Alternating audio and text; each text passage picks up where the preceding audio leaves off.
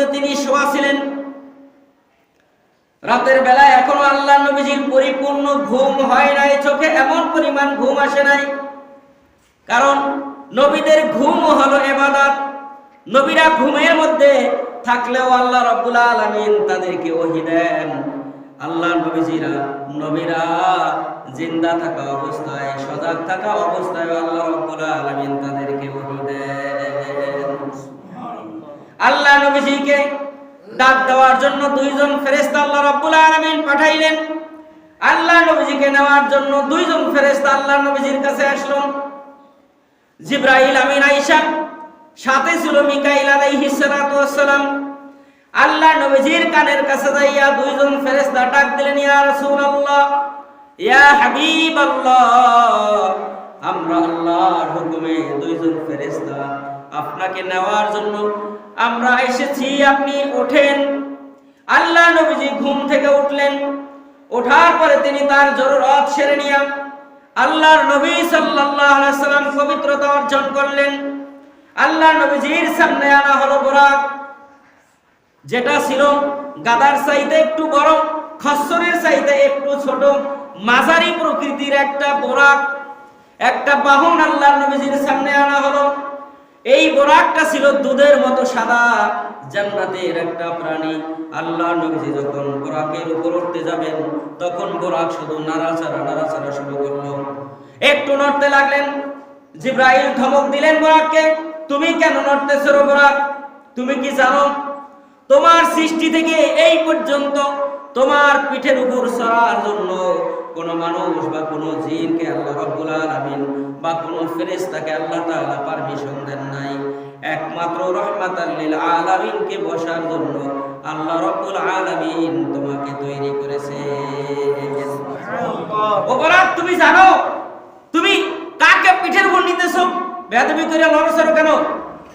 এবার বুরাক থেমে গেলেন। বুরাকের শরীর থেকে ঘাম বের হওয়া ধরলো। বুরাক কোনো বড় কোনো মানুষের সামনে, কোনো এমপি মন্ত্রী, কোনো প্রধানমন্ত্রীর সামনে যদি একজন সাধারণ মানুষ যায়, দেখবেন ডলের চলে শরীরটা একটু কাঁপে এবং ঘামে। কি বলেন, ঘামে না?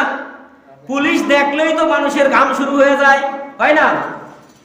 আর বুরাক কার সামনে দাঁড়ানো?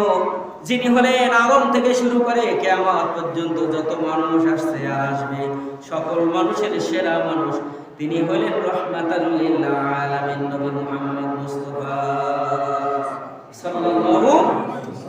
এর চাইতে আল্লাহর আরশের নিচে জমিনের উপরে সম্মানিত আর কোন ব্যক্তি আছে কি? না। আওয়াজ দেন, আছে? না। কেউ নাই। আর কেউ আসবে? না। কেউই আসছে তার আগে? কেউ আসে নাই। এবার বুরাক থেমে গেলেন।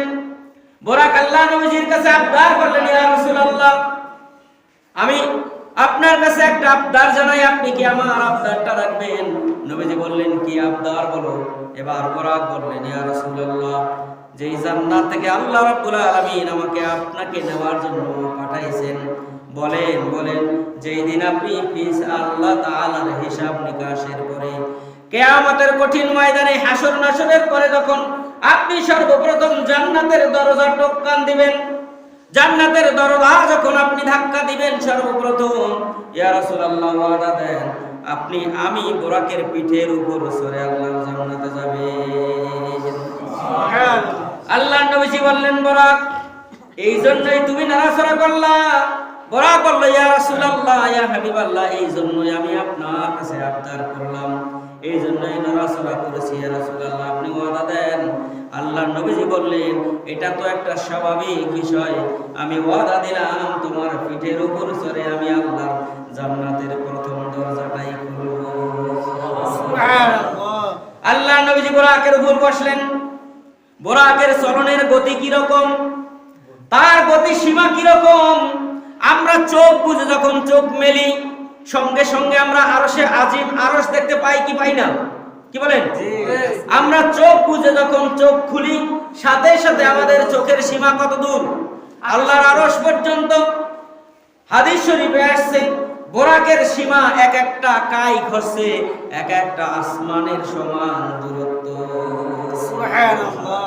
বুরাকের এক একটা কাইক কি রকম? এক এক আসমান পর্যন্ত। সুবহানাল্লাহ, এত দ্রুত গতি সম্পূর্ণ একটা প্রাণী দিয়ে আল্লাহ তাআলা তার নবীকে নেওয়ার জন্য পাঠিয়ে দিলেন। সুবহানাল্লাহ।